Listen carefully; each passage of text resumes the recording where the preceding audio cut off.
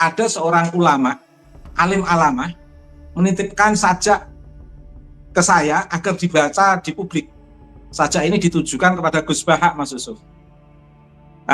Sajaknya al-hubbu sayakunu so'ban daiman lakin tadzakkar syahsoma yuhibbuka wahada ana. Cinta itu akan selalu menemukan rintangan dan tantangan, tetapi ingatlah seseorang yang lebih mencintaimu, itulah saya. Sebenarnya hanya itu saja motivasi saya untuk meluruskan kenapa Gus Baha itu bisa mengeluarkan sebuah statement yang ketika statement tersebut itu ditelusuri dari sisi sejarah Hadramut dan Yaman secara umum, ternyata itu tidak sesuai dengan fakta. Terus saya di Fakhriyah tahun 70-an itu saya sudah di Fakhriyah ngucup ilmunya Bakhim yang beliau dianggap mbahnya Gus Baha.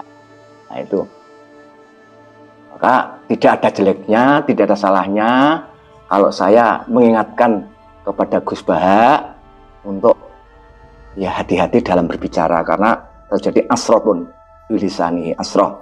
Saya dalam banyak hal atau terkait dengan kritik nasab terhadap Gus Baha yang dilakukan Gus Jazuli ini, saya setuju 100% ya.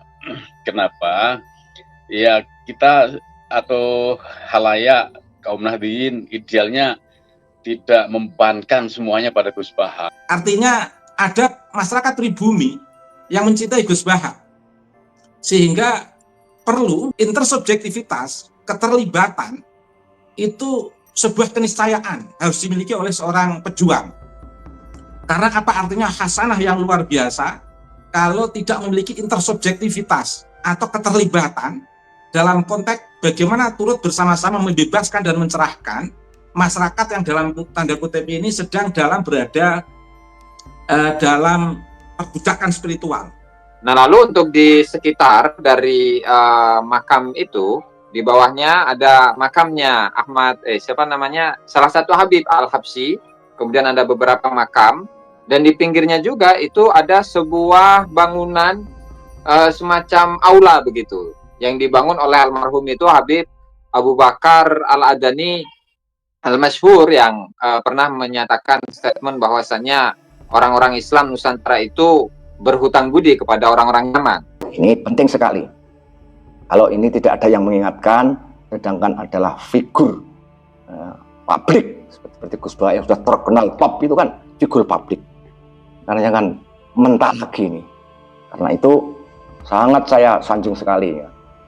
Gus Aziz mengingatkan Gus Baha yang levelnya lebih tinggi saya sendiri, juga termasuk orang yang pengagum Gus Baha. Klaim-klaim yang sifatnya model-model fakih muqaddam dan lain-lain, itu menurut saya tidak bisa di-track secara baik oleh Gus Baha sebaik tracknya Gus Jazuli atau tracknya Kiai Imaduddin. Nah, ini yang saya maksud bahwa kita tidak bisa memaksa Gus Baha untuk menyelesaikan segala hal. Pesan untuk para kiai yang masih menjadi muhibbin dan gus-gus yang baru, gus 1 generasi atau gus 2 generasi atau gus 3 generasi, agar tidak terlalu kaku sehingga seolah-olah tidak bisa berubah muhibbinnya itu, memenangkan pengetahuannya. Saya ingin menegaskan bahwa konsep al-muhafadzatu al-qadimis sholeh wal ahdhu bil jadidil aslah itu adalah konsep peradaban. Jadi lapisannya itu ada 3, dan masing-masing dari, misalkan untuk lapisan yang pertama dari kalangan para habaib ini, perempuannya mereka tidak bisa dinikahi oleh golongan yang kedua atau lapisan yang kedua, apalagi ketiga. Begitu juga sebaliknya. Lapisan yang kedua, perempuannya dari lapisan yang kedua, itu tidak bisa dinikahi oleh lapisan yang ketiga. Tetapi ketika laki-lakinya, nah itu bisa saja. Boleh untuk menikahi seorang perempuan yang meskipun berada pada golongan yang lebih di bawah dari dirinya. Ya, saya berdoa semoga Gus Aziz, Gus Baha tetap eksis semua, terus menambah ilmu, karena orang yang alim ialah orang yang selalu mengaji, selalu mengkaji. Orang yang pandai ialah orang yang selalu belajar dan belajar. Nah, orang bodoh ialah orang yang berhenti belajar. Nah, yang dilakukan Gus Jazuli, yang dilakukan oleh Kiai Imaduddin, yang dilakukan oleh Kiai Ubaidillah pamannya Gus Baha itu melakukan desakralisasi terhadap wacana bahwa habaib itu dzurriyyah. Nah, ini kan berbeda. Jangankan saya atau Gus Jazuli, Kiai Ubaidillah pun berbeda dengan Gus Baha yang keponakannya.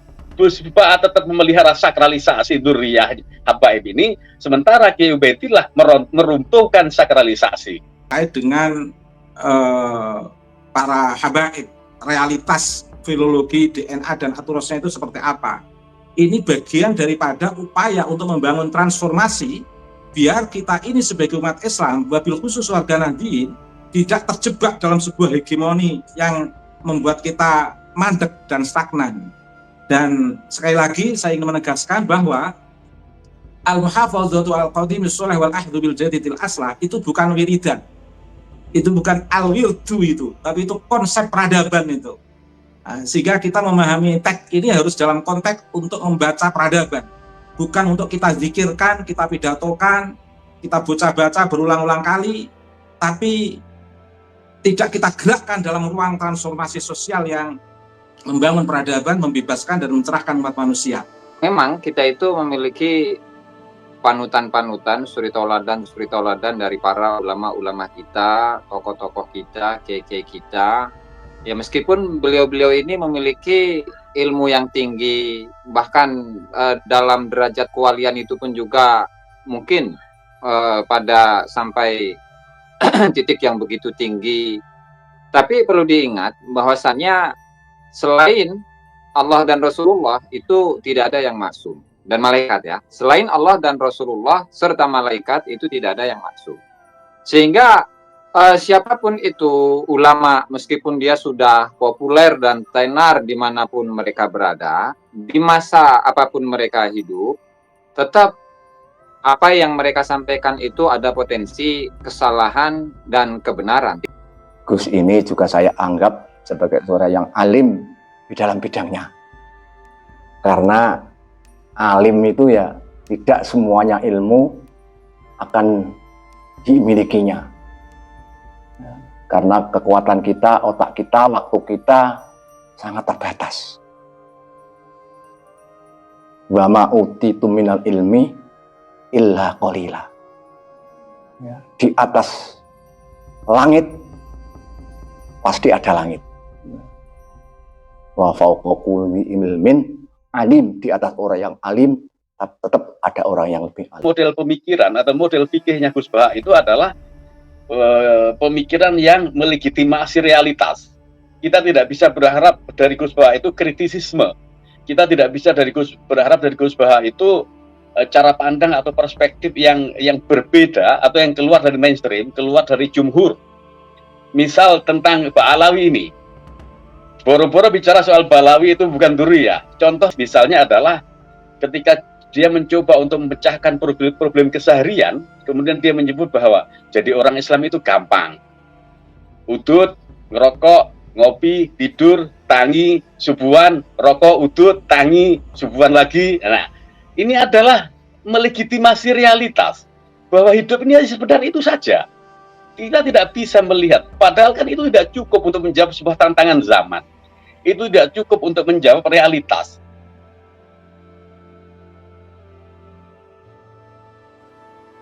Jadi sebenarnya motif saya sederhana. Jadi karena memang diawali dari kecintaan saya terhadap pengetahuan, kecintaan saya terhadap keilmuan yang tentu dalam polemik nasab yang sudah berjalan sampai 3 tahun ini, itu ya setidaknya saya mendapatkan banyak referensi-referensi mengenai bagaimana kesejarahan Hadramut dan Yaman secara umum dan wabil khusus itu kepada sejarah kaum Ba'alawi. Nah, sehingga ketika saya mendapati sebuah statement yang entah kapan disampaikan oleh Gus Baha itu dalam ceramahnya, sehingga di sini saya perlu untuk meluruskan dari statement yang beliau sampaikan di muka umum, di muka publik. Nah, sebenarnya hanya itu saja motivasi saya untuk meluruskan kenapa Gus Baha itu bisa mengeluarkan sebuah statement yang ketika statement tersebut itu ditelusuri dari sisi sejarah Hadramut dan Yaman secara umum ternyata itu tidak sesuai dengan fakta. Kemudian juga Wali Songo yang kemudian disebutkan sebagai keturunan dari Basaiban. Itu pun juga tidak sesuai dengan fakta, bahkan di dalam karya-karyanya Ba'alawi sendiri. Kemudian mengenai penamaan Hadramut. Kemudian poin yang berikutnya itu adalah mengenai ziarah kepada Nabi Hud alaihi salatu wassalam, yang tentu ketika kita menelusuri referensi-referensi yang sudah pernah saya sebutkan, tentu Gus Baha ya perlu untuk diluruskan, dan mudah-mudahan dengan referensi-referensi yang saya sebutkan, Gus Baha itu mau untuk kembali membuka-buka referensi-referensi yang saya sebutkan itu, tidak lebih dari itu. Jadi begitu Kang Mas. Hanya sekedar Baik. dari sudut keilmuan.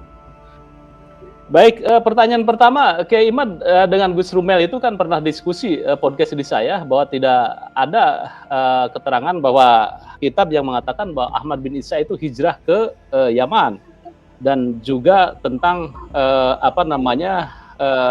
status atau gelar al-muhajir. Nah, itu bisa diterangkan, Gus, referensi Anda itu untuk menandaskan seperti itu di kitab apa ini? Jadi untuk kesejarahan dari Ahmad bin Isa itu sendiri itu baru muncul di kalangan Ba'alawi. Artinya di buku-buku, di kitab-kitab sejarah yang mereka tulis menjelaskan akan kehijrahan dari Ahmad bin Isa. Yang pada tahun 317 itu disebutkan bagaimana kehijrahan Ahmad bin Isa dari Irak, kemudian menuju ke Haramain, kemudian menuju ke Hadramut bersama dengan dua saudaranya, yang ternyata ketika kita telusuri dari misalkan karya dari Abdullah bin As'ad Al-Yafi dalam kitab-kitabnya, di mana beliau ini adalah salah satu ulama dari Yaman yang menyebutkan dalam kitab Mir'atul Jinan itu dalam 10 jilid itu menyebutkan kejadian-kejadian tahun per tahun Hijriyah. Sehingga ketika ditelusuri, baik itu mulai dari tahun 317 bahkan sampai kepada tahun di mana penulisan kitab itu selesai, tahun 750 kurang lebih, itu sama sekali tidak ada menyebutkan keluarga Ba'alawi sedikit pun, jangankan Ahmad bin Isa, jangankan Faqihil Muqaddam, ya, satu nama pun dari mereka itu tidak ada. Nah, sehingga disitulah memang membuktikan bahwasannya kesejarahan dari Ba'alawi yang sampai saat ini misalkan dibaca oleh Gus Baha ataupun kiai-kiai yang lainnya itu memang tidak memiliki faktanya, tidak diafirmasi oleh kitab-kitab yang lain. Begitu juga dengan kitab Tabaqat Fuqaha al-Yaman karya dari Ibnu Samurah al-Jadi, itu pun juga tidak menyebutkan seorang tokoh pun, jangankan Ahmad bin Isa, seorang tokoh pun dari kalangan Ba'alawi itu juga tidak disebutkan. Bahkan ketika menyebutkan Tarim, itu yang terkonfirmasi itu adalah Bani Akdar, kemudian Baqadol itu disebutkan, tapi sementara untuk tokoh Ba'alawi itu tidak disebutkan sama sekali.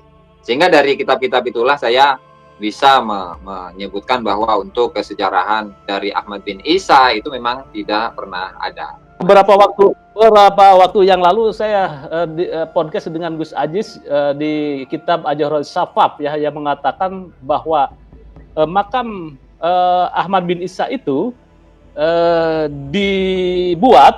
dibangun itu abad 9 ya Gus ya. Oh betul. Itu coba lebih tepatnya itu ada di dalam kitab. Oke. Siap.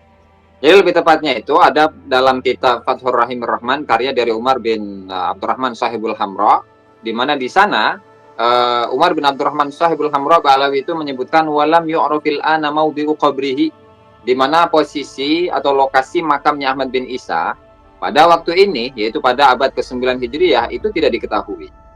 Nah, hanya warawaihul unsi fi arja'ihi faihah, hanya saja aroma kewangian, keharuman yang ada di Husaisah itu begitu semerbak, yushiru anna fihi rohan zakiyatan solehah, yang menunjukkan bahwa di dalamnya itu terdapat roh yang suci, roh yang soleh.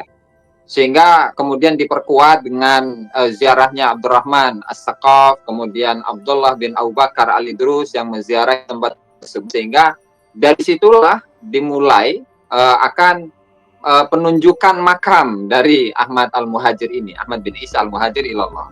Jadi keterangannya hanya seperti itu. Nah, dan apa namanya, ketika kita menelusuri kesejarahan dari Ahmad bin Isa itu kan tadi sudah memang tidak ditemukan, dan justru penunjukannya itu adalah melalui ronsen itu sendiri. Begitu. Jadi begitu, Kang Mas. Nah, secara gaib lah ya ronsen ini, karena tidak semua orang Betul. tahu bahwa ronsen makam ini ada istilah baru nih, ronsen makam. Ronsen makam itu seseorang melihat makam, wah di sini adalah ruh seseorang, itu ruh suci atau ruh siapa gitu kan ya. Itu yang disebut istilah ronsen makam. Baik, jadi Ya. ketika Ahmad bin Isa abad 9 itu abad 45 gitu ya, 6, 7, 8 itu belum ada makam, dan di kitab yang disebutkan Gus Aziz baru ketika itu ada makam dibangun Ahmad bin Isa yang sekarang diziarahi dan diyakini adalah makam Ahmad bin Isa. Begitu ya Gus ya? Kitabnya ya, di dalam kitab yang Betul. tadi. Baik. Bahkan Gus. ada tambahan itu, Kang Yusuf. Ya, gimana Ada tambahan. ceritanya? Ini disebutkan di dalam kitab An-Nurus Safir fi Ayanil Qarnil Ashir, karya dari Habib Syekh bin Abdul Qadir Al-Idrus. Di mana ketika pada tahun 944 ada seorang Habib yang bernama Syahabuddin Ahmad bin Abdurrahman bin Ali bin Abu Bakar As-Sakron, di mana beliau itu pada suatu hari melewati Husaisah. Kemudian ada suatu keperluan ya, sehingga melewati Husaisah dan ziarah ke sana. Kemudian setelah ziarah itu kemudian ketika berziarah beliau itu pingsan. Dan ternyata di dalam pingsannya itu Habib Ahmad Syahabuddin Ahmad bin Abdurrahman bin Ali bin Abu Bakar As-Sakron ini di dalam pingsannya itu bertanya kepada Ahmad Al-Muhajir, ini dalam pingsan. Bertanya, "Wahai Imam, apakah ini benar kuburanmu?" Maka dijawab, "Iya benar, ini adalah kuburan saya." Jadi ini penguat begitu Kang Mas untuk menunjukkan akan kebenaran dari kuburan tersebut. Jadi melalui pertanyaan tetapi di dalam pingsan. Itu gimana istilahnya, saya rada ini belum menemukan istilah yang tepat. Iya. Itu kalau istilah Dr. Soleh itu miumisasi. Miumisasi itu biasanya bertanya kepada hal yang gaib, kemudian dengan perantaraan seseorang yang masih hidup. Itu miumisasi. Kemudian orang yang sudah wafat itu masuk ke ruhnya itu. Nah, ini wallahu alam ya, apakah ini karomah atau apa gitu ya, saya tidak tahu. Tetapi kembali lagi bahwa makam Ahmad bin Isa yang wafatnya Ahmad bin Isa ditengarai wafat abad keberapa Gus? 4 apa 3? Abad keempat, 345 Hijriah Kang Mas. Oke. Abad keempat, kemudian makamnya dibangun di Yaman, yaitu Ahmad bin Isa itu di abad 9. Dan tadi dikatakan oleh Kiai Imad bahwa tidak ada sebetulnya kitab yang menerangkan bahwa Ahmad bin Isa hijrah ke Yaman. Satu lagi saya catatan Kiai Imad ini kan ya, bahwa Gus Baha diharapkan untuk membaca kitab Al-Ghaibah karya Atusi yang wafat tahun 460 Hijriah yang menyatakan Ahmad bin Isa ada di kota Madinah dan tidak ada satupun berita yang menyatakan ia keluar dari kota Madinah, apalagi berita tentang hijrahnya ke Yaman, tidak ada. Nah, ini kitab Al-Ghaibah ini secara detail seperti apa? Bisa. Jadi sebenarnya kitab Al-Ghaibah karya dari Imam At-Tusi itu menjelaskan bagaimana keghaiban dari Al-Imam Al-Mahdi Al-Muntazir gitu ya. Kemudian dalam kitab ini menyebutkan setiap riwayat-riwayat yang berisi tentang sanad-sanad, dan di salah satu dari sanad yang ada dalam kitab tersebut itu menyebutkan Ahmad bin Isa. Nah, hanya Ahmad bin Isa yang dimaksud tersebut itu bukanlah Ahmad bin Isa Al-Muhajir yang diklaim oleh Balawi sebagai leluhurnya. Dan memang saat itu prediksi keberadaan dari Ahmad bin Isa itu sekitar tahun 250-an 240-an kurang lebih di tahun segitu keberadaannya. Kemudian untuk pertemuan antara Abul Hasan dengan Ahmad bin Isa itu ada di desa Surya, yaitu salah satu daerah yang ada di kota Madinah. Jadi hanya seperti itu saja yang bisa dapatkan informasi mengenai Ahmad bin Isa ya, karena memang untuk Ahmad bin Isa itu sendiri untuk kalangan ahli nasab itu tidak dikenal sebagai ulama, tapi beliau dikenal sebagai seorang bisnismen ya, An-Nafat itu ahli atau bisnismen minyak. Sehingga untuk mencari bagaimana biografinya secara lengkap itu ya cukup kesulitan kita untuk mencarinya. Tetapi hanya itu yang bisa didapatkan mengenai biografi dari Ahmad bin Isa yang merupakan cicit dari Ali Al-Uraidi. Ahmad bin Isa bin Muhammad An-Naqi bin Ali Al-Uraidi. Hanya itu saja, Kang Yusuf Marsya. Oke, baik, bisa saya simpulkan bahwa sosok Ahmad bin Isa ini menjadi sosok pertanyaan besar dan menjadi sebuah objek kajian ilmiah kesejarahan. Yang pertama, bahwa tidak ada kitab-kitab atau keterangan yang menerangkan bahwa beliau adalah hijrah ke Yaman. Ini menurut Kiai Imad catatannya, dan juga Gus Aziz. Saya perkenalkan dulu bahwa Gus Aziz adalah alumni Yaman dari Universitas Tarim atau apa, Gus ya? Universitas Al-Ahqaf, Kang Mas. Oh, Tarim. oke. Hadramut.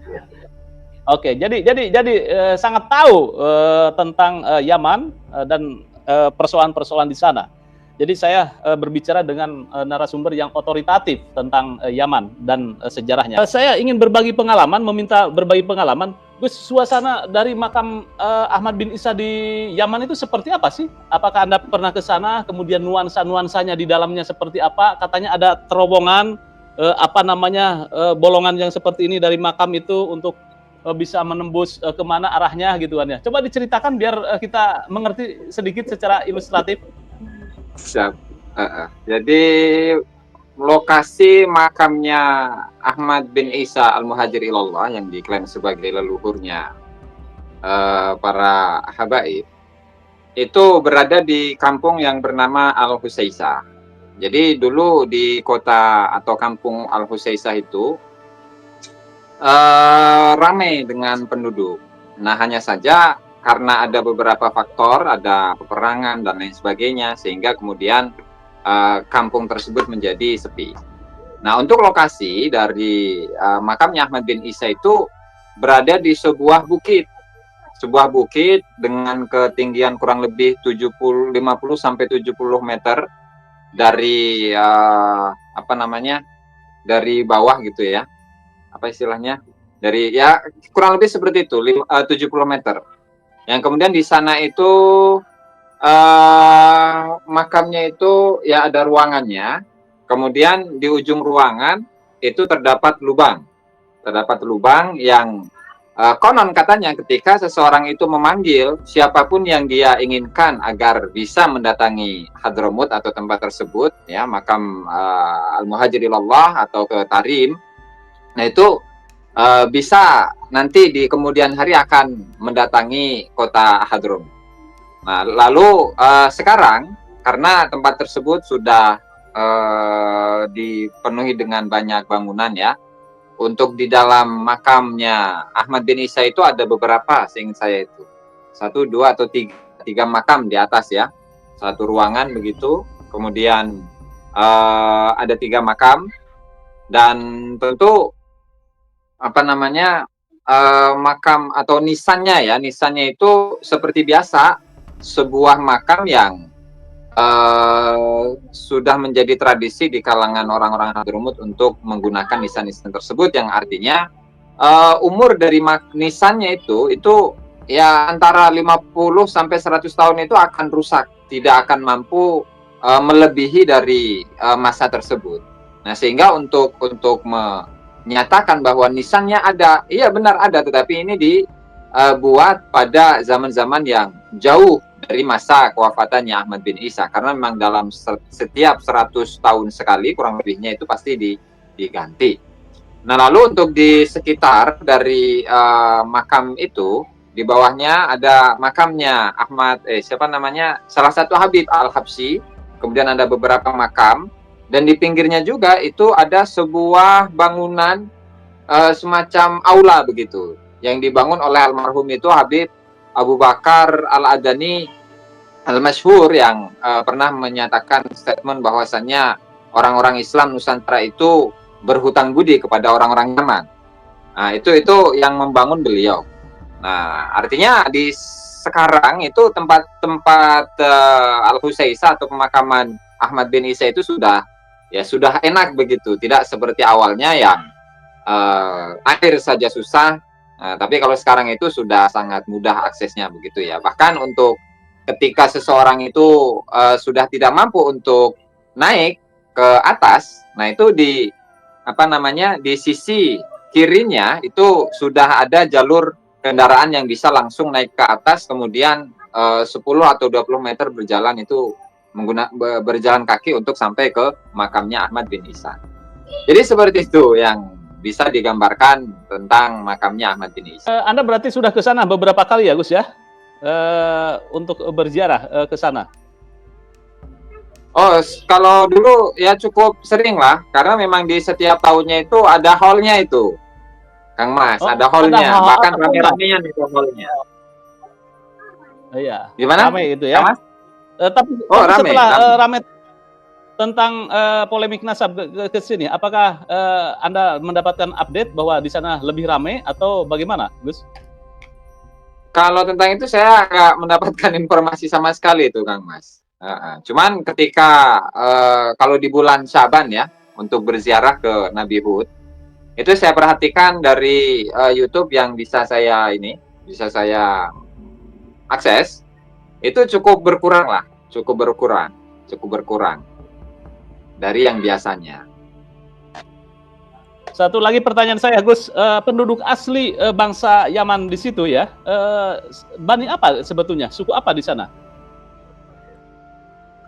Kalau sekarang sudah cukup sulit untuk membedakan mana suku yang asli atau yang artinya pendatang atau yang penduduk asli ya. Karena memang untuk misalkan dari keturunan Bani atau kabilah Himyar itu sudah terpecah-pecah. Misalkan ada Atamimi, kemudian ada Bakasir, kemudian ada beberapa kabilah-kabilah lain yang sudah tidak menggunakan suku asli dari para penduduk Yaman, yaitu suku Himyar ya. Suku Himyar atau Kohton itu ya. Jadi ada dua suku asli di sana sebenarnya itu untuk penduduk Hadramut, yaitu suku Kohton dan suku Himyar. Nah, hanya saja sekarang itu sudah bercabang begitu, sehingga mereka sudah tidak lagi menggunakan kabilah Himyar atau nama Himyar atau nama Kohton. Jadi begitu, Kang Mas.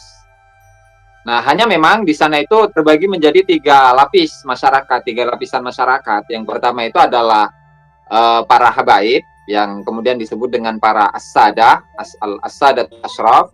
Kemudian yang kedua itu adalah lapisan para masyayikh, yang di situ ada beberapa kabilah, diantaranya Bafadol al-Khatib, Ba'udon al-Khatib, kemudian Ba'ishen dan seterusnya lah. Nah, kemudian yang ketiga itu disebut sebagai para qabail, kabilah-kabilah, yang di situ ada Bakasir, kemudian ada Al-Katiri, kemudian ada Baswedan, Ba'udon, dan lain sebagainya. Jadi lapisannya itu ada tiga, dan masing-masing dari, misalkan untuk lapisan yang pertama dari kalangan para habaib ini, perempuannya mereka tidak bisa dinikahi oleh golongan yang kedua atau lapisan yang kedua, apalagi ketiga. Begitu juga sebaliknya, lapisan yang kedua, perempuannya dari lapisan yang kedua itu tidak bisa dinikahi oleh lapisan yang ketiga. Tetapi ketika laki-lakinya, nah itu bisa saja boleh untuk menikahi seorang perempuan yang meskipun berada pada golongan yang lebih di bawah dari dirinya. Apa pesan saya kepada seluruh umat atau bangsa Indonesia ya, umat Islam secara umum, bahwa memang kita itu memiliki panutan-panutan, suri tauladan dari para ulama-ulama kita, tokoh-tokoh kita, kiai-kiai kita. Ya, meskipun beliau-beliau ini memiliki ilmu yang tinggi, bahkan dalam derajat kewalian itu pun juga mungkin pada sampai titik yang begitu tinggi. Tapi perlu diingat bahwasannya selain Allah dan Rasulullah itu tidak ada yang masuk. Dan malaikat ya, selain Allah dan Rasulullah serta malaikat itu tidak ada yang masuk.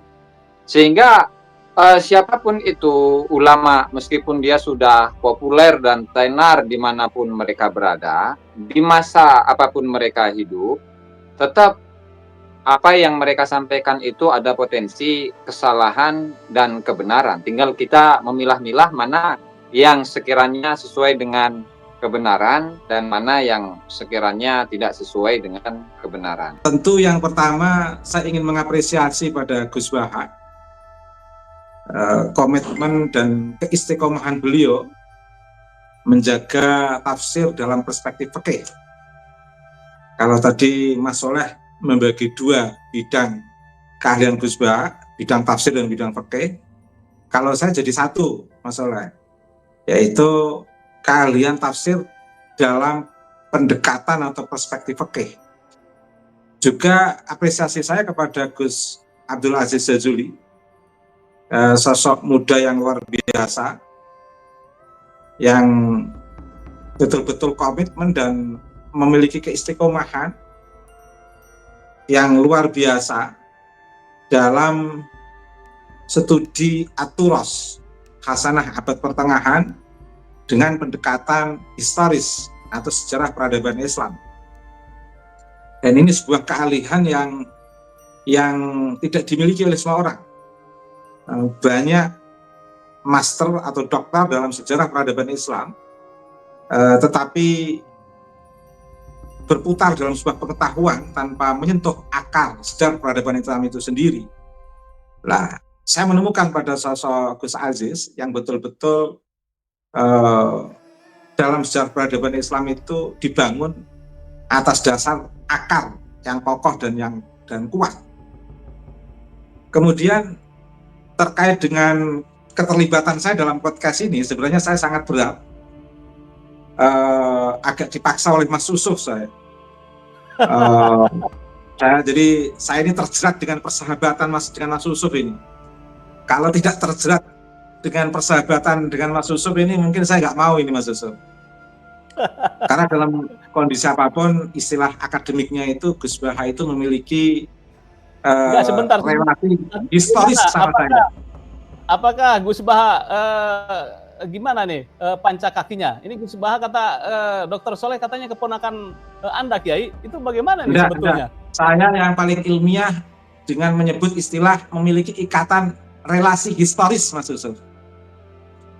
Nah, jadi istilah yang paling tepat, Gus Baha itu memiliki relasi ikatan historis yang sangat kuat sama saya, sehingga sebenarnya mengapa saya nggak mau podcast di malam ini, karena khawatir saya itu terbawa perasaan, bukan membela Gus Aziz, tapi malah menghakimi Gus Aziz, karena perasaan saya itu secara historis ke Gus Baha, jujur saja.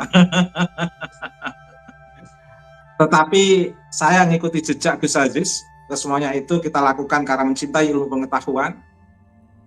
Itu bagian daripada kekhasan kita sebagai umat Nabi Muhammad SAW. Sehingga kalau saya boleh berpesan untuk diri sendiri, saya akan membahasakan dalam sebuah kalimat, usikum wa nafsi bitaqwallah faqad fazal muttaqun faqad fazar rasikhuna bil ilmi wat tuqa. Jadi betapa mahalnya sebuah ilmu pengetahuan itu. Karena inilah saya mencoba menafsirkan keterjeratan saya dengan Mas Yusuf secara ilmiah, sehingga saya tidak merasa terbebani, terpaksa dalam podcast ini, karena happy endingnya adalah ilmu pengetahuan. Happy endingnya adalah ilmu pengetahuan. Yang jelas tadi sudah disinggung oleh Mas Soleh, menarik. Berpengetahuan itu harus mesti bernalar, atau membaca itu mesti harus berpikir, atau kuat dalam literasi itu harus mesti kuat dalam filtrasi. Artinya apa? Kekuatan seseorang di dalam membaca kitab tanpa di situ ada banyak pengetahuan hasanah dari isi kitab, kalau tidak diiringi dengan cara bernalar tentu akan sangat berat. Bisa-bisa terbawa perasaan dengan pengetahuan yang ada di dalam kitab itu, sehingga tidak bisa membawa pengetahuan kitab untuk beranjak dalam ruang pembebasan dan pencerahan. Hal yang sama juga begitu, membaca tanpa berpikir itu tidak akan bisa beranjak menuju pembebasan dan pencerahan. Hal yang sama, kekuatan literasi meskipun itu sudah sangat luar biasa, apalagi di era digital, teknologi informasi yang luar biasa ini, hampir-hampir jenjang akademik master, doktor maupun profesor itu hampir-hampir secara universal itu belum bisa mengejar kekuatan literasi seseorang. Makanya mengapa banyak profesor, banyak dokter yang tidak banyak berani bicara secara publik karena takut salah. Itulah mengapa banyak orang yang tidak mau jadi profesor karena khawatir terbebani kalau ngomong. Tidak mau meneruskan jenjang dokternya karena khawatir terbebani kalau ngomong, khawatir salah nanti dikira nggak pantas jadi dokter. Atau kalau jadi profesor takut kalau salah sehingga terbebani. Masa profesor salah, kan jadi problem. Beda kalau orang-orang bebas dengan kekuatan literasi, dia mengedepankan indrawinya maupun rasionalitasnya dengan literatur itu sendiri. Hal yang sama dalam konteks ruang sosial, jenjang sosial dalam konteks tokoh agama maupun tokoh masyarakat, itu pun pada akhirnya juga tidak bisa mengejar kekuatan literasi seseorang. Bahkan dengan kekuatan literasi seseorang, orang itu bisa menembus, melampaui ketokohan keagamaan maupun melampaui ketokohan di bidang sosial. Tetapi meskipun demikian, kekuatan literasi tanpa diimbangi filtrasi yang kuat, maka hanya akan terbawa pada literasinya tanpa bisa memiliki kemampuan untuk mengambil jarak dalam pengetahuan yang ditekuni itu. Satu contoh misalnya begini, banyak karya di abad 9 dan sesudahnya tentang Ba'alwi. Dalam literatur itu banyak ditemukan, dalam khasanah banyak ditemukan, dalam bacaan banyak ditemukan. Tetapi karena tidak bernalar, karena tidak berpikir atau tidak berfiltrasi, sehingga tidak tahu bahwa 1000 karya itu sebenarnya tidak berarti apa-apa, tidak bisa untuk merekayasa karya abad 3 sampai abad 9. Jadi karya pada abad 9 sampai sesudahnya itu tidak akan bisa merekayasa karya atau hasanah abad 3, 4, 5, 6, 7, 8. Tapi bagi orang yang berhenti pada pengetahuan, berhenti pada pembaca, berhenti pada literasi, tidak mau bernalar, berpikir, dan berfiltrasi, itu akan merasa hebat. Wah, dapat 1000 referensi, apalagi jurnal semuanya. Tetapi semuanya setelah abad 9. Pertanyaannya, apa artinya karya abad 9 untuk merekayasa hasanah, keilmuan, turos, sejarah peradaban di abad 3, 4, 5, 6, 7, 8. Tentu tidak akan ada artinya apa-apa. Ini pentingnya bernalar, berpikir, dan berliterasi itu. Berfiltrasi maksud saya. Makanya kita penting untuk adil sejak dalam pikiran dan perbuatan. Nah, adil dalam pikiran, sejak dalam pikiran dan perbuatan. Saya teringat pesan Pramudia Anantatur. Saya mengutip beliau karena dalam konteks mengambil hikmah. Karena mengambil hikmah dari siapapun boleh. Hudil hikmah walau min abdil habasyin. Jadi kita penting untuk adil sejak dalam pikiran dan perbuatan. Dan yang paling menarik Mas Yusuf, sebenarnya saya juga pernah mendengarkan di kesempatan yang tidak sengaja, Gus Baha itu sebenarnya juga selalu mengutip Ibnu Khaldun terkait dengan fitrah sosial itu Mas Yusuf. Tentu Gus Baha juga banyak menemukan teori-teori Ibnu Khaldun di Muqaddimah. Nah, saya mendapatkan satu konsep teoritik dari Muqaddimah Ibnu Khaldun, Mas, terkait dengan Waqi' al-Umran al-Bashari. Realitas sejarah peradaban manusia. Itu sebuah keniscayaan yang tidak bisa dibendung, tidak bisa direkayasa. Mesti akan berjalan realitas sejarah peradaban manusia itu. Waqi' al-Umran al-Bashari.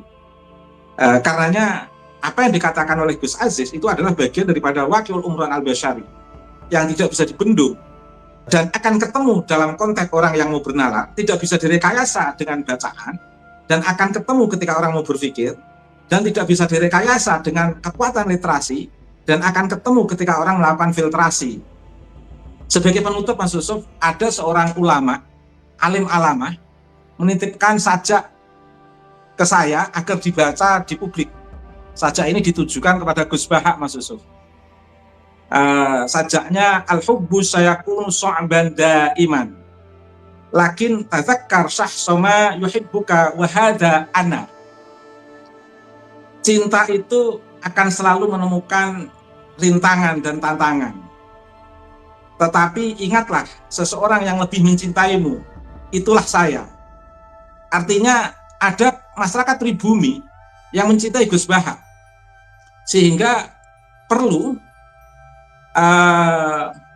azizun alaihi ma anittum harisun alaikum.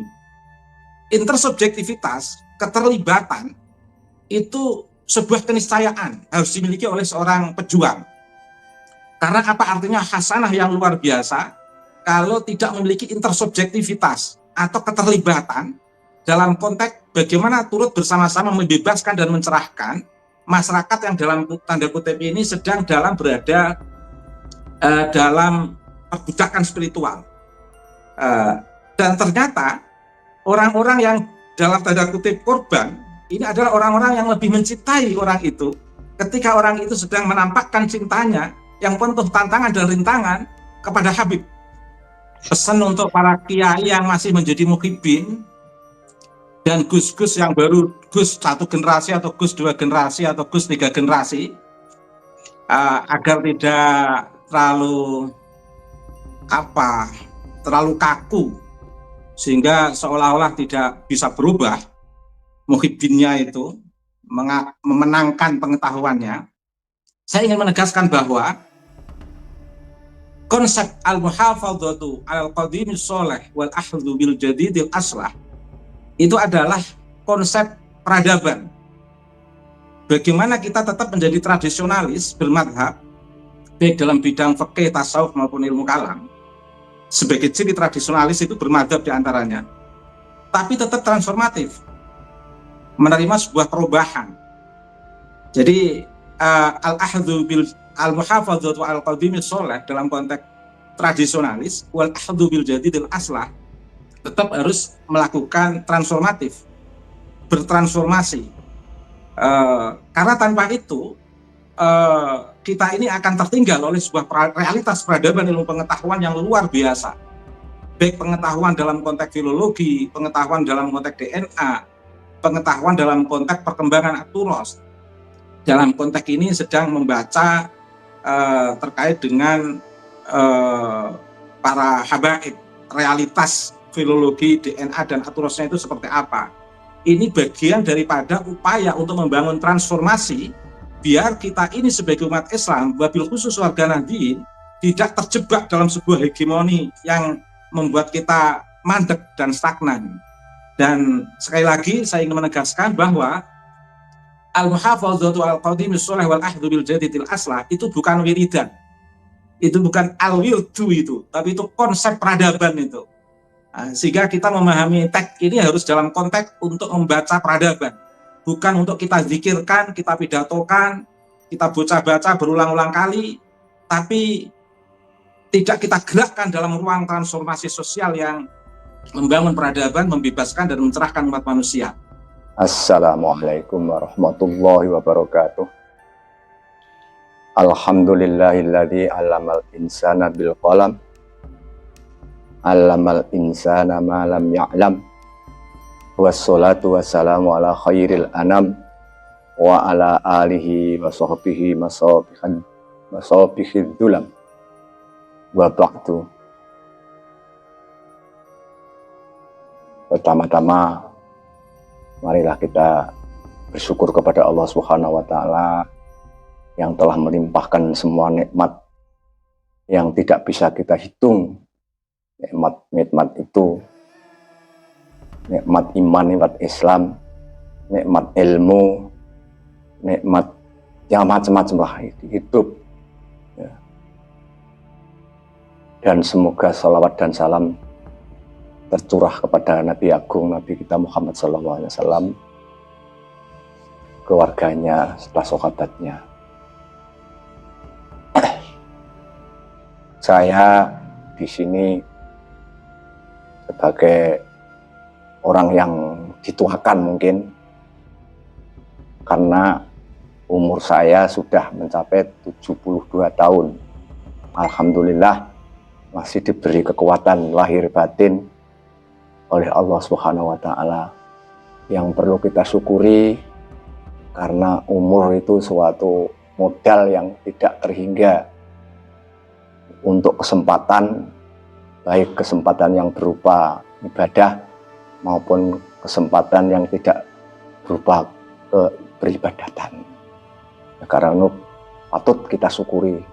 Kemarin saya melihat di YouTube, itu melihat dan mendengar kupasan dari Gus Aziz Jazuli, yang Gus ini juga saya anggap sebagai seorang yang alim di dalam bidangnya. Karena alim itu ya tidak semuanya ilmu akan dimilikinya. Karena kekuatan kita, otak kita, waktu kita sangat terbatas. Wa ma utitu minal ilmi illa qalila. Di atas langit pasti ada langit. Wa fawqa kulli ilmin alim, di atas orang yang alim tetap ada orang yang lebih alim. Karena kita ingat bahwa ketika Nabi Musa itu ditanya orang atau bahwa siapa yang paling pandai di Bani Israel, Nabi Musa, wah, mengatakan pemberikan diri dia yang paling pandai. Tapi ternyata di dalam lapangan, ternyata juga masih ada makhluk yang ilmunya mungkin melebihi Nabi Musa. Tapi jangan disalahgunakan pendapat ini. Ada seorang dosen yang menerangkan kepada murid, kepada mahasiswanya, bahwa Nabi Musa tidak menjangkau ilmunya Nabi Khidir. Itu ya kurang tepat, tidak boleh. Karena Nabi Musa itu punya level yang lebih tinggi daripada Nabi Khidir. Nabi Khidir saja sebagai Nabi itu masih mukhtalaf. Mengatakan wali dan mengatakan Nabi. Kalau Nabi Musa, Nabi yang bukan sembarang Nabi, yaitu kelompok ulul azmi, kalimullah. Wow. Tidak sepeda-sepeda. Tapi bagaimanapun rasa bangga diri dengan ilmu itu jangan terlalu keblacut. Karena kita harus menengok ke kiri, ke kanan, ke bawah, ke atas, bahwa mungkin sepandai-pandai orang di dunia ini masih, kalau kita tahu tuh banyak sekali ya contoh-contohnya. Misalnya spesialisasi masalah ilmu, seorang yang alim di dalam bidang kitab-kitab misalnya, tapi tidak sealim dengan B.J. Habibie yang alim dengan masalah engineering. Ini maksudnya ada batasnya. Orang yang ahli ilmu kitab hikmah itu ya lebih alim daripada orang yang tidak ahli kitab hikmah. Misalnya sudah mendalami, mempelajari di dalam kitab Sirrul Maknun. Wah, ini kalau bisa Sirrul Maknun itu bisa atraksi yang luar biasa, seakan-akan seperti mukjizat. Oh, seakan-akan, bukan mukjizat. Kalau kita mempelajari kitab itu Samsul Ma'arif misalnya, itu juga mempunyai pengetahuan yang tidak dimiliki oleh kiai-kiai yang tidak mendalami kitab Samsul Ma'arif. Saya guyon-guyon matan itu menyumbari kiai yang melete misalnya, ada kiai melete di Kabupaten Rembang misalnya. Saya tantang soal guyonnya, kalau bisa membaca kitab saya halaman ini, waduh, pulang saya suruh dan paham loh, bisa membaca dan paham dan saya praktekkan.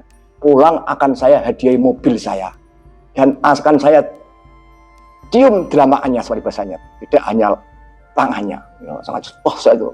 Saya pandang, saya lihat ini sementara kok belum ada, saya kira mungkin ya belum ada ini di Kabupaten Rembang. Itu yang halaman ini yang percaya nanti bisa ada ke rumah saya atau bagaimana ada mediator yang menemukan. Saya yakin tidak bisa memahami ini. Meskipun berkali-kali sudah menjadi profesor, mungkin tidak bisa juga karena bidangnya tidak sama. Kullun muyassarun lima khuliqa. Yang orang itu punya kekuatan. Dengan Nabi Muhammad saja, Kanjeng Nabi itu berdebat dengan sahabatnya itu setelah disurvei, jadi di lapangan ternyata Nabi kalah. Akhirnya Nabi ya antum a'lamu bi amri dunyakum. Nah ini ya, kepada Gus Aziz Jazuli saya acungi jempol bagus, karena sudah bisa memberanikan diri, memberanikan untuk tawasau bil haqqi kepada yang seseorang yang mungkin oleh figur ya, oleh figur orang yang terpandai. Gus Jazuli saya acungi jempol karena berani tawasau bil haqqi kepada Gus Baha, yang mana Gus Baha saya dengar kemarin entah dari YouTube mana itu mengatakan, Gus Baha mengatakan Wali Songo itu kepada jalurnya nasional kepada Basaiban, dan Basaiban sendiri adalah termasuk dari Ba'alwi. Nah ini terus dikanter oleh Gus Aziz Jazuli. Nah kupasannya Gus Aziz itu ya tepat, saya kalau menurut saya itu sudah tepat gitu, karena Gus Aziz itu ada data-data yang otentik, ya, data-data yang akurat untuk meluruskan apa yang disampaikan oleh Gus Baha. Jadi saya juga yakin Gus Baha itu belum menekuni ilmu kenasaban, karena mungkin pada waktu itu tidak ada orang yang soro gampangannya debakul mayokno ilmu nasab kan belum payu. Yang soro bakul kan usumnya bakul bakso ya harus betul bakso, usumnya bakul cireng ya harus cireng.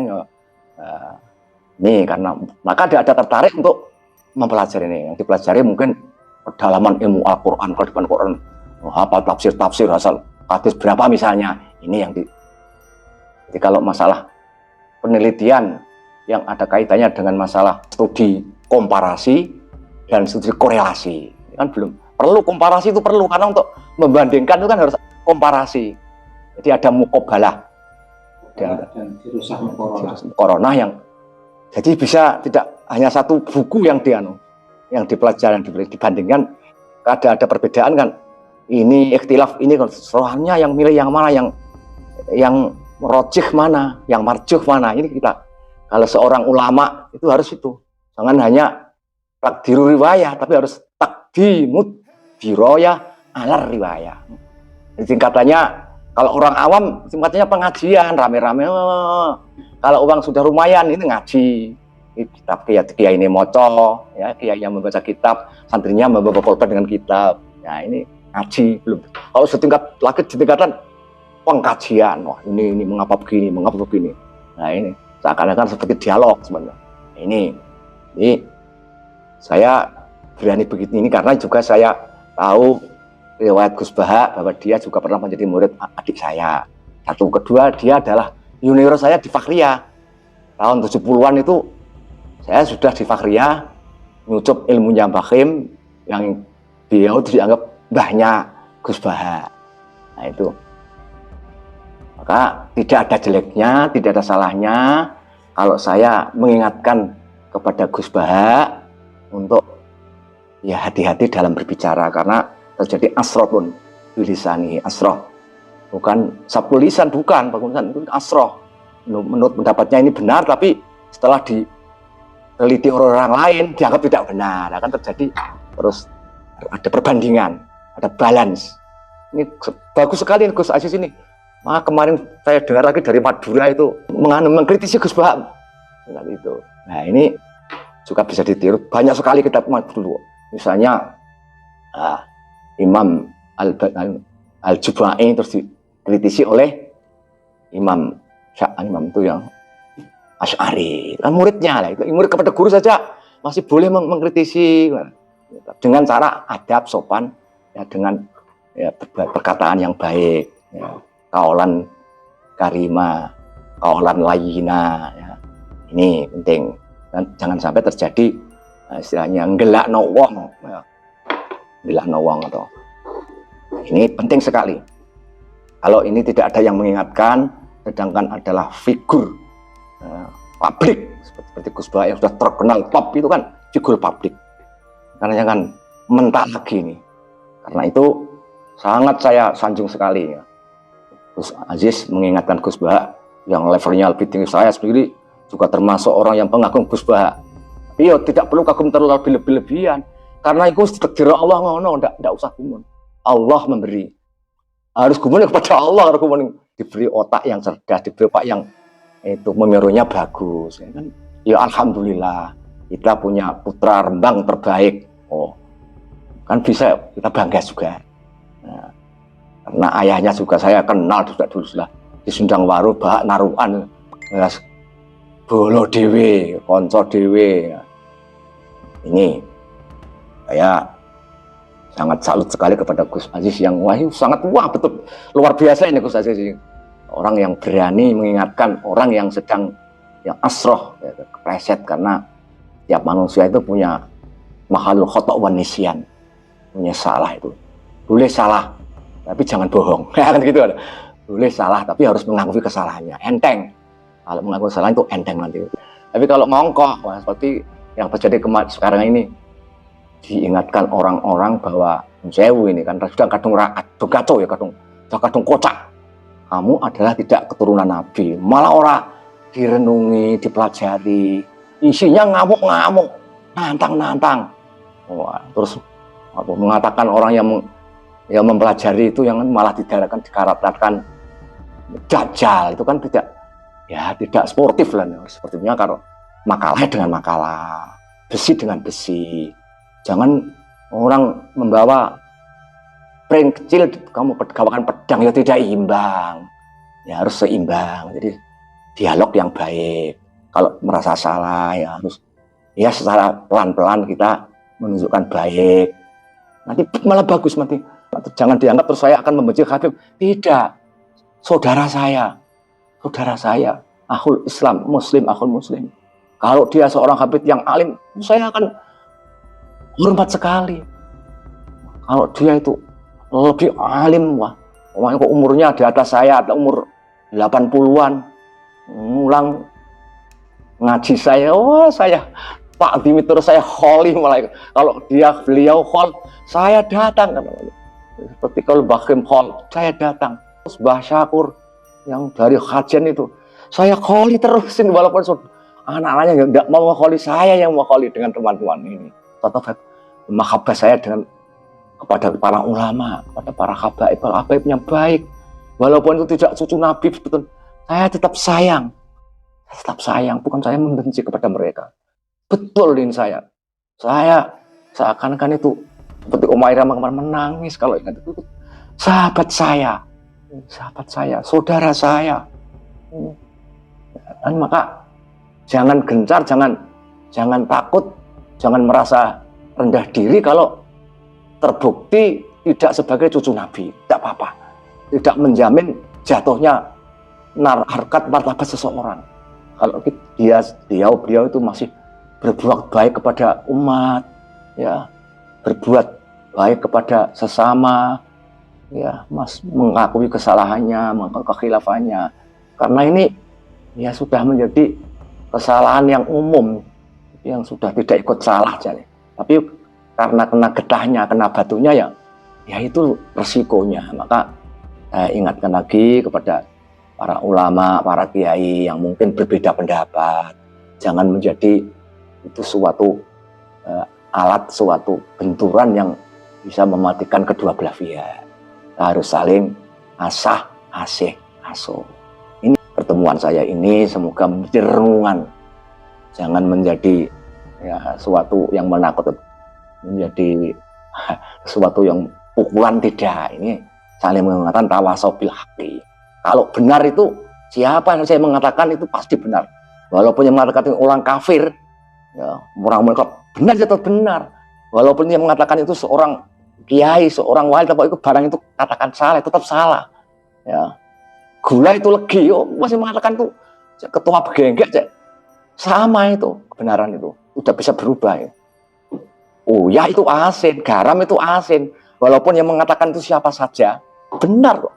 Barang yang benar itu tidak bisa dirubah dengan kedudukan seseorang. Mengatakan Pak Prabowo, misalnya orang yang dipercaya di Indonesia nomor 1 misalnya, bahwa garam tidak asin, ya tetap tidak percaya. Ilmu kok.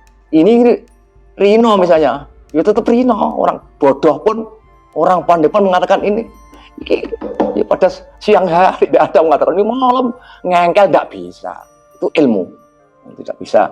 Misalnya niat, ya, Raisa dengan ikhtiar gak bisa. Niat misalnya orang yang kaya raya, regawe kok niatin golek mangan, keliru, itu tidak bisa diatur niat itu. Wong kaya itu bekerjanya untuk mempertahankan kekayaan, tidak bisa kok. Nah orang tidak punya apa-apa, tidak punya jaganya besok, tidak punya jaganya nanti, beras nggak bisa, itu dia bekerja untuk cari makan, ya kan salah kaprah. Niat diatur, atas takhtar ikhtiar, niat itu. Memang otomatis. Nih, terima kasih, alhamdulillah kepada semua pihak, terutama Gus Baha sebagai junior saya, yang saya sebagai seniornya, walaupun ilmunya mungkin kalah, ya, nggak apa-apa, yang beda-beda itu kalah. Dan terus Aziz yang memang memberikan diri, cuman toko, ya bagus sekali. Memang ilmu itu juga rezeki dari Allah. Ilmu itu ada dolatul mukmin, sesuatu barang hilangnya orang mukmin. Kalau ketemu di mana saja kita ambil, jangan sungkan-sungkan. Walaupun keluar dari mulut anjing, walaupun keluar dari orang-orang bodoh, kita ambil. Wah, ini untuk karena ini ilmu. Nah itu ya, itu orang yang sportif. Tidak boleh malu pepeh orang pandai, terkenal pandai terus ono keliru terus dengan nafsu mempertahankan kekeliruannya, itu ya kurang penak ya. Ya kurang sportif, cara tinju tak pelang-aplang kok muni menang itu ya nggak bisa ini. Ya saya berdoa semoga Gus Aziz, Gus Baha tetap eksis semua, terus menambah ilmu, karena orang yang alim ialah orang yang selalu mengkaji. Orang yang pandai ialah orang yang selalu belajar dan belajar. Nah orang bodoh ialah orang yang berhenti belajar. Sekian dari saya. Wallahu yuwaffiquna ila ma yardah. Allahumma rizqna fahman nabiyyin wa hifdzal mursalin wa ilhamal malaikatal muqarrabin. Wa sallallahu ala sayyidina Muhammadin walhamdulillahi rabbil alamin. Bismillahirrahmanirrahim. Wal asri innal insana lafi khusrin illa alladziina amanu wa 'amilus sholihati wa tawassaw bil haqqi wa tawassaw bis sabri. Assalamualaikum warahmatullahi wabarakatuh. Dr. Soleh, ini bagaimana nih Gus Baha kok bisa terseret dengan opini polemik nasab? Mestinya sudahlah masalah fikih saja gitu ya. Itu banyak netizen yang mengatakan begitu. Menurut Anda bagaimana nih? Kok bisa gitu kan ya? Atau ini hanya candaan Gus Baha ya? Sebagai sosok ulama NU. Silakan Dr. Soleh Basari. Ya, Assalamualaikum warahmatullahi wabarakatuh. Selamat malam Kiai Ubaidillah, selamat malam Gus Jazuli yang saya banggakan. Luar biasa, orang pertama yang mengkritik ya, dalam tanda kutip Gus Baha gitu. Ya, begini, saya dalam banyak hal atau terkait dengan kritik nasab terhadap Gus Baha yang dilakukan Gus Jazuli ini, saya setuju 100% ya. Kenapa? Ya kita atau halayak kaum Nahdliyin idealnya tidak membebankan semuanya pada Gus Baha. Kasihan sekali Gus Baha ini sudah melakukan banyak hal, sudah melakukan banyak terobosan, sudah menghadirkan banyak solusi yang mauquf ratusan tahun bahkan ya, tentang qaul, tentang hadis, tentang fikih satu sisi. Sisi lain, saya punya catatan terkait hal ini tentang Gus Baha. Pertama adalah sepanjang yang kita dapat akses tentang Gus Baha ini, Gus Baha itu adalah sosok fuqaha sejati. Fuqaha dalam konteks ini adalah beliau karakternya adalah karakter fuqaha dalam aliran jumhur. Kalau dalam aliran jumhur ini otomatis Gus Baha ideologinya adalah ideologi mayoritas. Jangan berharap Gus Baha ini melakukan sifatnya kontroversi atau syad, itu hal yang nggak mungkin. Misal bicara soal yang dikritik oleh Gus Jazuli ini, yaitu memang karakter Gus Baha. Tidak mungkin seorang Gus Baha untuk ikut Kiai Imad atau ikut Gus Jazuli. Tidak mungkin seorang jumhur itu ikut yang kontroversi yang syad. Secara fikih itu tidak mungkin. Karakternya memang udah begitu. Itu pertama. Kemudian yang kedua, dari sekian yang kita dapat nikmati dari Gus Baha di medsos, atau pengajian-pengajian secara langsung di kampus-kampus kayak di UII atau di pesantren-pesantren, itu sosok Gus Baha itu setidaknya punya dua warna. Pertama saya yang sebut tadi adalah fuqaha, yang kedua adalah seorang mufassir. Nah, itu lekat sekali sebagai fuqaha, Gus Baha menguasai hampir semua pendapat qaul atau aliran fikih secara luar biasa ya. Nah, dan itu turos atau warisan keislaman klasik abad pertama, abad pembentukan madhab-madhab fikih mulai akhir abad ke-1 Hijriah tahun 90-an Hijriah hingga generasinya Imam Ibnu Hambal, Imam madhab terakhir sekitar awal abad ketiga, akhir abad pertama dan awal abad ketiga Hijriah, beliau Gus Baha menguasai secara luar biasa. Nah, itu terkait dengan fikih. Kemudian hingga setelah para mujtahid, era mujtahid, awal abad ketiga ini berakhir ketika Imam Ibnu Hambal mangkat, kemudian masuk ke generasi muhaddisin, di mana Imam Bukhari, Imam Muslim, Nasai, Tirmidzi dan lain-lain bahu-membahu membangun keilmuan hadis. Gus Baha juga mengikuti itu dengan luar biasa. Artinya apa? Artinya di masa keilmuan pada masa keemasan Islam, mulai Umayyah, kemudian Abbasiyah, itu kan masa-masa keemasan keilmuan Islam. Gus Baha menguasai dengan luar biasa di era-era keemasan Islam itu, sekitar 300-an tahun, atau sekitar 3 abad ya. Mulai abad ke-7 Masehi hingga akhir abad ke-9, atau jelang kelahiran Ghazali di abad 10. Ghazali meninggal 1111. Itu adalah masa-masa keemasan Islam, dan di situ Gus Baha mendulang atau menggali resources tambang keilmuan Islam dengan luar biasa. Nah, ketika masuk ke era-era krisis, kalau istilahnya Thomas Kuhn itu kan ada normal science, krisis, kemudian lahir keilmuan baru. Normal science dari abad pertama hingga abad ketiga Hijriah, atau dari abad 7 hingga abad 9 Masehi, zaman keemasan keilmuan Islam, itu normal science dikuasai secara luar biasa oleh Gus Baha. Kemudian masuk pada krisis, ketika Baghdad jatuh tahun 1258, keilmuan Islam itu kemudian perlahan runtuh, kemudian secara perlahan berpindah ke barat. Nah, dari situlah kemudian munculnya atau lahirnya klaim-klaim yang sifatnya halusinatif, klaim-klaim yang sifatnya model-model fakih muqaddam dan lain-lain. Itu menurut saya tidak bisa di-track secara baik oleh Gus Baha sebaik tracknya Gus Jazuli atau tracknya Kiai Imaduddin. Nah, ini yang saya maksud bahwa kita tidak bisa maksa Gus Baha untuk menyelesaikan segala hal. Ya, oke lah, kita harus berbagi yang lain. Kalau Gus Baha kuat dari sisi fikih, kuat dari sisi tafsir, meski tidak semua tafsir juga tidak tidak kemudian semua harus kita bebankan pada Gus Baha. Dalam konteks Al-Kashaf misalnya, kita jarang mendengar Gus Baha menyebut atau mengutip Al-Kashaf, kitab tafsir yang nuansa filsafatnya sangat kuat. Nah, dari konteks-konteks seperti itu, di luar tentang tafsir dan di luar tentang fikih, Gus Baha ya kita akui, kalau dalam bahasa saya tidak bisa kita paksa untuk menghadirkan pendapat-pendapatnya yang brilian, sebrilian pendapat fikihnya atau pendapat tafsirnya. Jadi dalam konteks ini maka saya setuju 100% dengan Gus Jazuli adalah konteksnya seperti ini.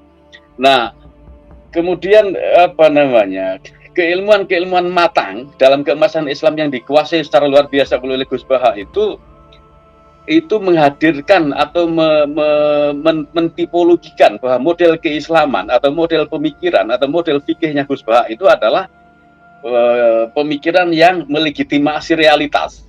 Kita tidak bisa berharap dari Gus Baha itu kritisisme.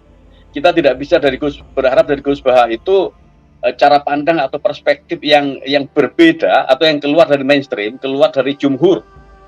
Misal tentang Ba'alawi ini. Boro-boro bicara soal Ba'alawi itu bukan duri ya. Contoh misal yang saya maksud dengan cara keislaman atau model pemikiran Gus Baha itu adalah melegitimasi realitas dan bukan nalar kritis. Misalnya adalah ketika dia mencoba untuk memecahkan problem keseharian, kemudian dia menyebut bahwa jadi orang Islam itu gampang.